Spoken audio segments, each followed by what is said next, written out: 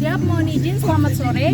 Di sini kami dari kelompok 2 yang akan membawakan drama berjudul Legenda Batu Menangis. Terlebih dahulu saya akan memperkenalkan pemeran-pemeran yang mengambil bagian dalam cerita ini.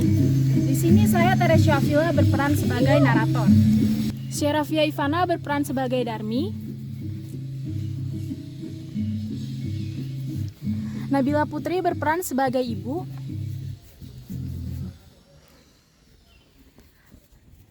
Yusya Egla Lambe berperan sebagai penjual perhiasan.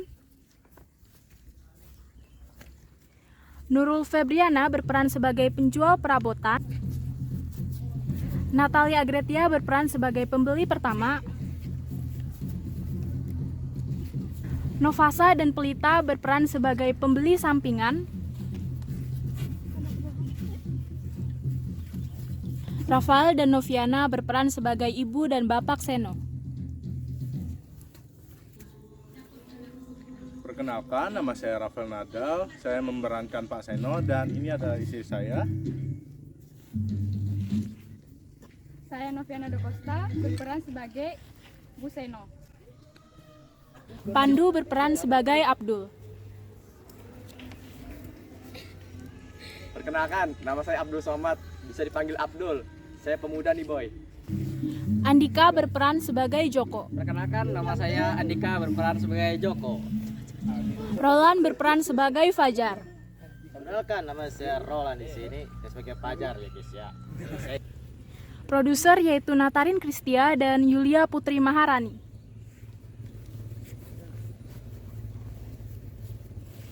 Teddy Hermanto sebagai seksi perlengkapan. Halo, nama saya Teddy sebagai seksi perlengkapan.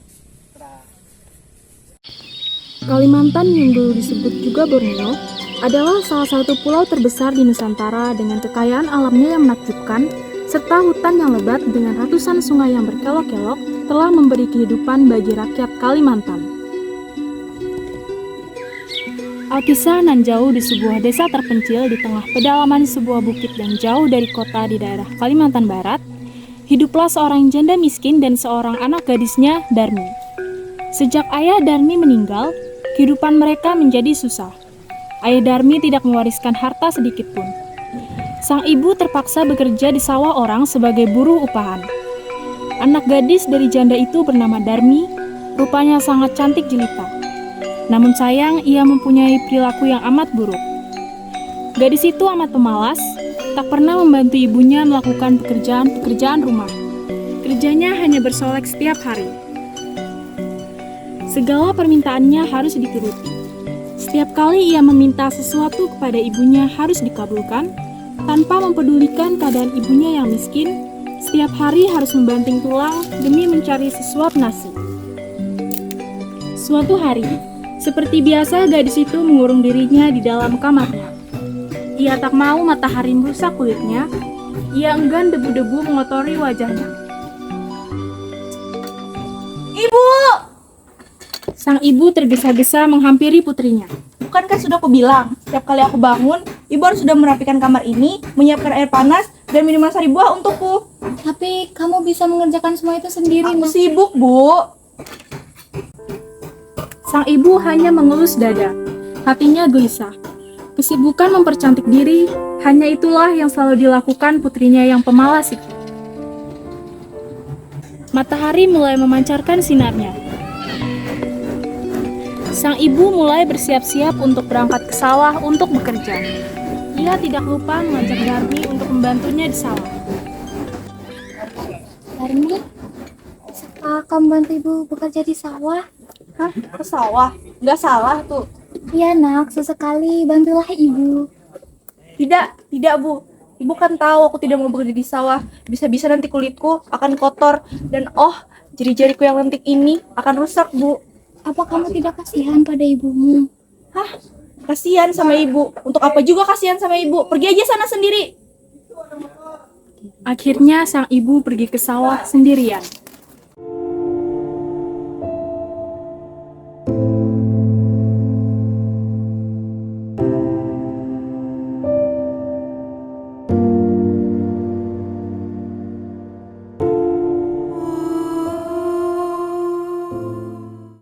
Setelah ibu pulang dari sawah, Darmi langsung menghampirinya.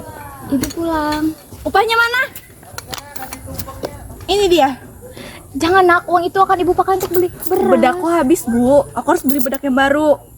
Tapi kita akan makan apa nak jika uang itu kamu ambil? Oh, ya udah nih. Enak aja. Uang ini akan kugunakan untuk membeli bedak yang baru supaya penampilanku tidak kucel seperti ibu.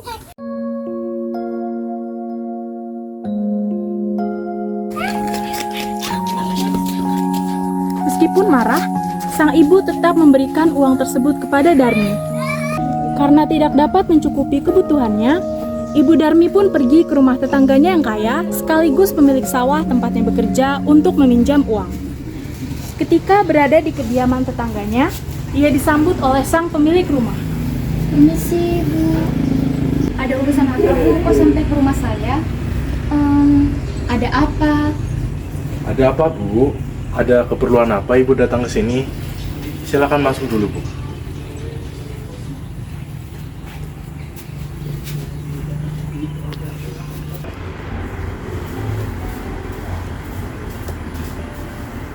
Silakan duduk, Bu.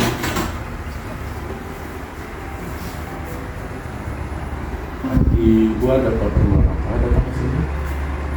Begini Pak, akhir-akhir ini saya kesulitan ekonomi. Saya kesini untuk pinjam uang.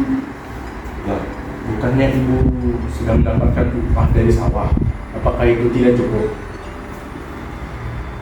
Aduh, kamu masa nggak tahu si Darmi? Si Darmi itu pasti minta apapun secara paksa. Benar-benar anak tak tahu diri. Darmi. Sepertinya aku pernah mendengar nama itu. Oh, Darmi yang katanya si cantik jelita itu, yang sering dibicarakan pemuda-pemuda di desa. Ya sayang, walaupun cantik jelita, tapi perilakunya seperti itu. Jangan keras-keras. Depanmu itu ibunya. Sebentar ya, Bu.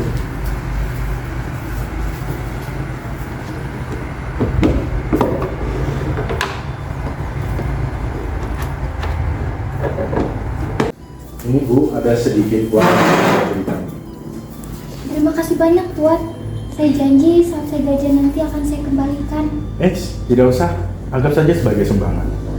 Iya, anggap saja ini sebagai sumbangan. Tapi ingat, uang ini jangan sampai direbut oleh Darmi, anakmu itu. Baik, terima kasih Tuan. Bu, atas pinjamannya saya pamit pulang dulu. Ya, berhati-hatilah Bu. Hari berganti hari, permintaan Darmi semakin banyak kepada ibunya. Sedangkan, upah yang dihasilkan oleh sang ibu tidak cukup untuk menyanggupi keinginan Darmi.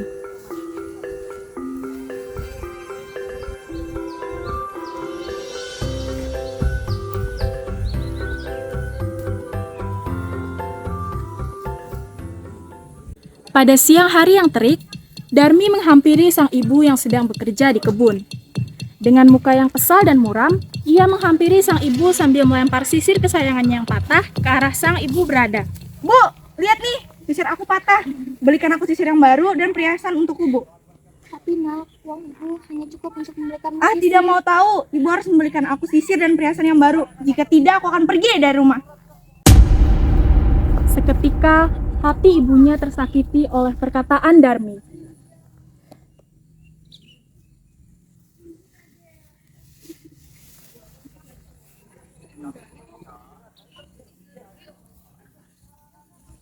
Malam itu, sang ibu sedih meratapi peringai anaknya.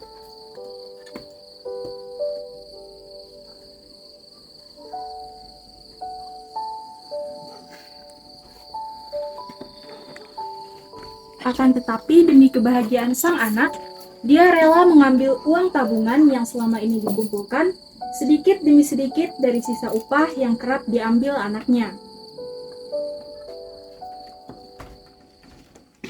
Keesokan hari, sang ibu mengajaknya pergi ke pasar untuk menjual sayur serta membelikan barang yang diinginkan. Sang anak pun merasa senang karena keinginannya dituruti. Ibunya pun turut bahagia. Dia rela menghabiskan tabungan asalkan putri sematawayangnya bisa tersenyum. Darmi, ayo kita ke pasar nak. Sekarang ibu sudah punya uang untuk membelikan sisir dan perhiasan yang kamu inginkan. Akhirnya, Aku dapat juga membeli perhiasan yang aku mau. Mana sini uangnya? Biar aku beli sendiri. Kita pergi sama-sama ya, Nak? Aku tidak mau pergi bersama ibu yang lusuh seperti ini. Baiklah, aku akan pergi bersama ibu. Tapi dengan syarat, aku tidak mau mengakui ibu. Tapi dengan syarat, aku tidak mau mengakui ibu. Ibu Tidak mau terdiam mengakui mendengar tutur Tidak kata sang mau anak. mengakui ibu. Namun, akhirnya sang anak mau menuruti kehendak ibunya. Ia tidak keberatan untuk ke pasar bersama sang ibu. Tetapi anaknya ini mengajukan sebuah syarat bahwa ibunya tidak diperbolehkan untuk mengakui bahwa ia adalah ibunya di depan umum. Sebagai seorang ibu, tentulah hatinya teriris mendengar itu. Namun sang ibu pun menyetujuinya. Darmi berjalan-jalan melenggang dan memakai pakaian yang bagus dan bersolek agar orang di jalan yang melihatnya akan mengagumi kecantikannya. Usai menuruni bukit dan hampir tiba di pasar, dia berhenti dan berpesan kepada ibunya. Sebaiknya kau menjauh dariku. Kenapa, Nak? Sudahlah. Ikuti saja perintahku. Mana sini uangnya? Biar aku beli sendiri.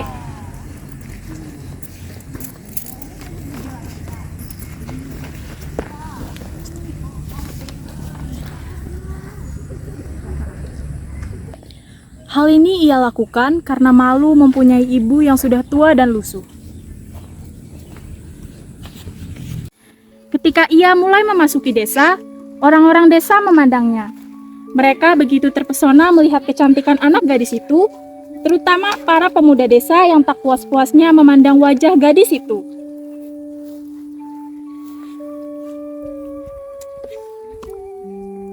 Tibalah Darmi di toko penjual perabotan. Apakah ada menjual sisir di sini, Bu? Tentu, kamu datang di tempat yang tepat, Nak. Ini sisir yang terbuat dari logam yang mulus. Ambillah. Harganya berapa? 2 koin perak, Nak.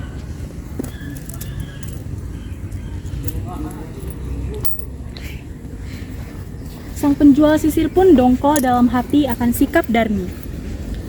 Kemudian Darmi menuju ke toko perhiasan, membeli segala perhiasan yang dibutuhkannya. Apa yang kamu cari, wahai anak manis? Apakah di sini ada menjual perhiasan yang mahal dan indah untukku? Di sini ada kalung dari batu bima, harganya sangat mahal dan ini cocok untukmu. Wah, sangat indah dan pasti sangat cocok untukku yang cantik. Iya. Tapi aku terlebih dahulu melihat barang-barang yang lain. Silakan saja. 20 menit berlalu, Darmi tak kunjung memilih barangnya.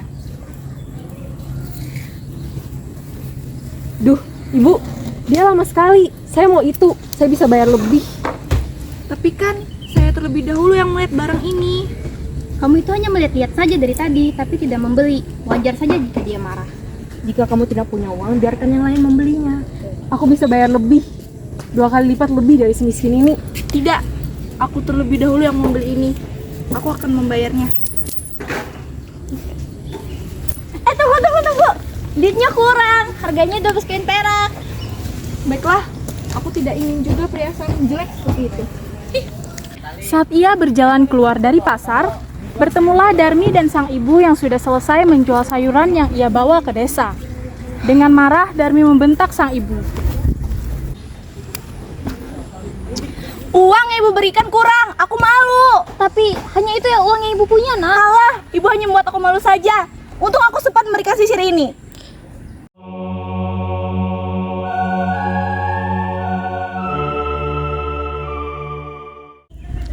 Dari kejauhan, ada 3 laki-laki yang melihat keberadaan Darmi dan terpesona.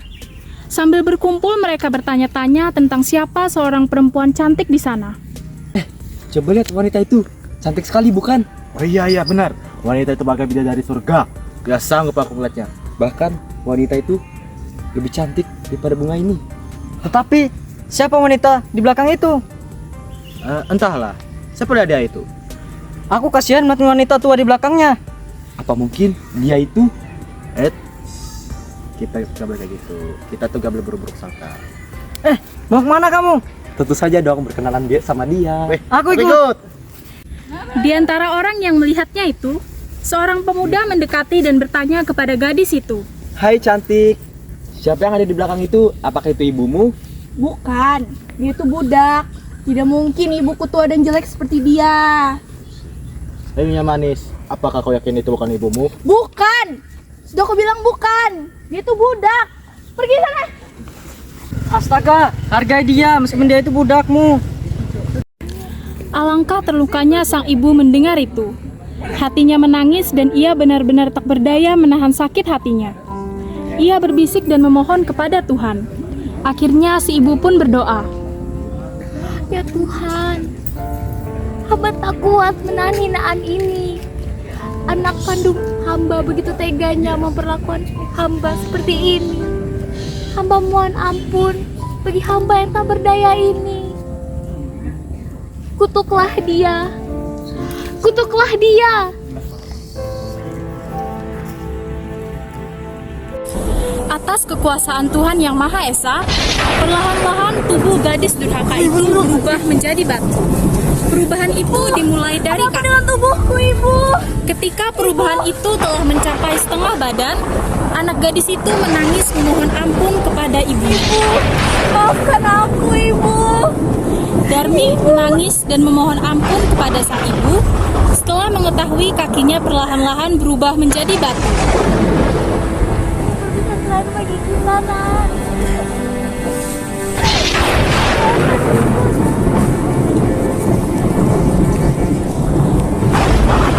Anak gadis itu terus meratap dan menangis memohon kepada ibunya. Sayang semua tak bisa kembali. Darmi tetap menjadi batu dan dia harus menanggung hukuman karena telah durhaka kepada ibunya yang sudah melahirkan, merawat dan menjaganya hingga dewasa. Dan dari dalam batu terus mengalir air mata sang anak. Semua penyesalannya telah terlambat. Dia telah menerima hukuman karena menjadi anak yang durhaka. Sekalipun menjadi batu, namun orang dapat melihat bahwa kedua matanya masih menitikkan air mata seperti sedang menangis.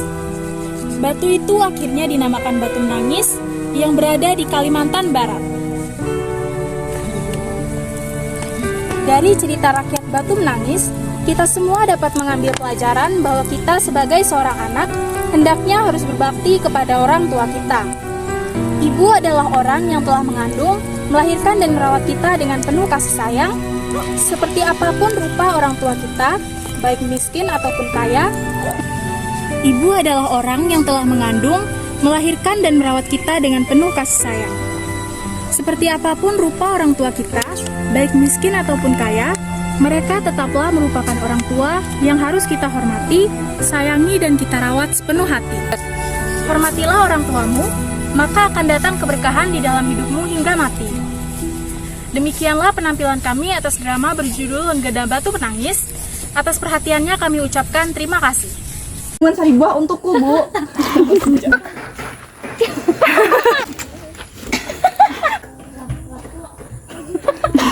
Beli beras. Ya kan dia mau beli. Iya, pantas saja jika di. Dengan marah, Darmi membentak sang Buat aku malu saja. Banyak tertawa. Aku malu. Ibu bikin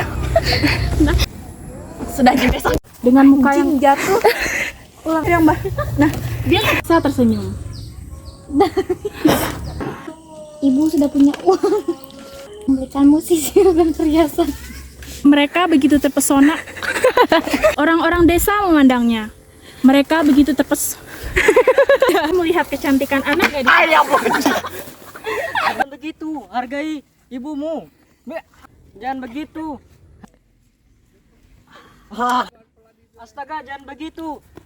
Hargai dia. Astaga, hargai dia meskipun dia itu. aku malu.